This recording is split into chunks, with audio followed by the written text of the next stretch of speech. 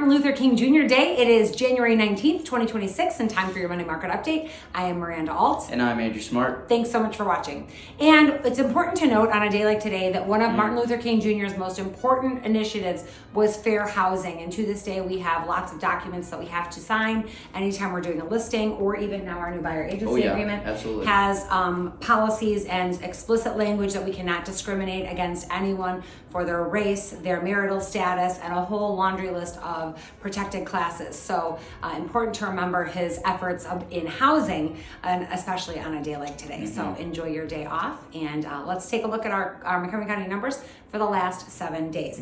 We had 90 new listings, 84 under contract, so more under contract than we had last week, and more new listings. So we're starting to see our spring market pick up.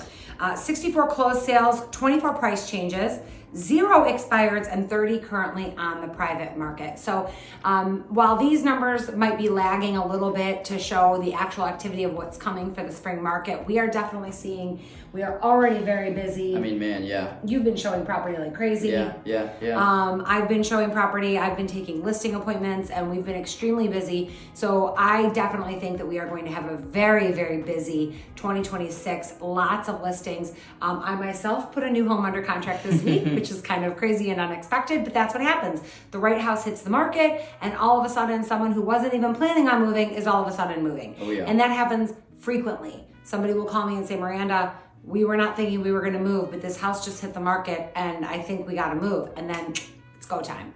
So we are seeing more of that. We are seeing, I know my neighbor just called me and said, hey, Miranda, so we weren't going to move. And literally I had lunch with her 6 months ago and she said, yeah, we're not going to move. And then called me this week and said, yeah, we're moving. We need you to sell the house. I'm like okay. And that's how it happens. Yeah. And I think a big part of that right now is what we're seeing in obviously mortgage rates and things like that. I know the talk of the town the last 2 weeks has been that, the $200 billion that was proposed by President Trump to buy down or buy those mortgage bonds.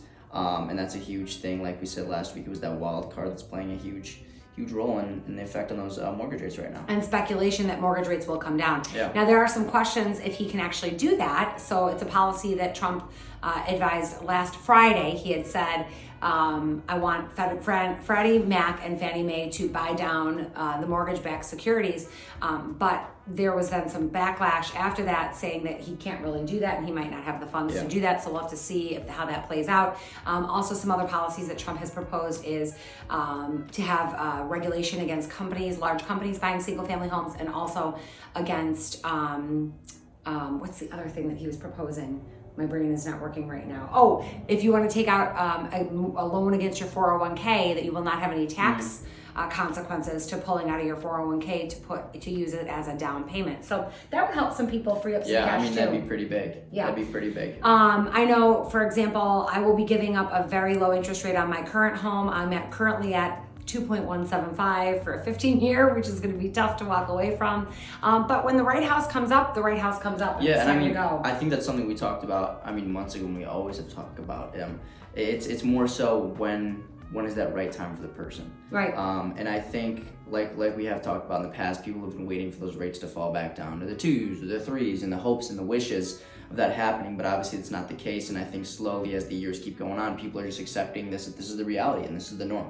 And as life changes, situations change. Yeah. I know for us, it was kind of like we realized that, well, our kids might be growing up and moving and going off to college.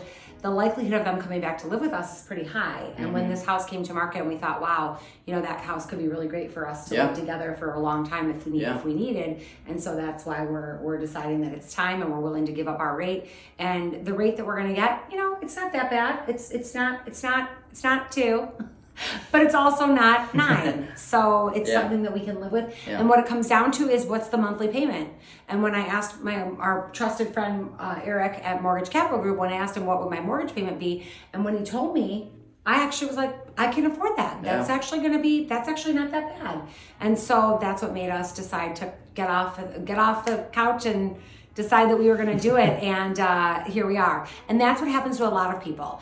And so as we see more homes come to the market this spring, I think we are going to see even more activity. We're going to see more people like us using our equity that we have in our current home to buy that bigger house and do that upsize that they've always wanted to do. And I think we're going to be seeing a lot of that this year. Absolutely. So here we go. So if you're thinking about making a move this spring, make sure you give us a call before you start making your plans, because we have people who call us after they've already decided, and then they're kind of halfway down a path that maybe we wouldn't have suggested. So call us first. We're here to answer all your questions. Have a great rest of your day. Bye.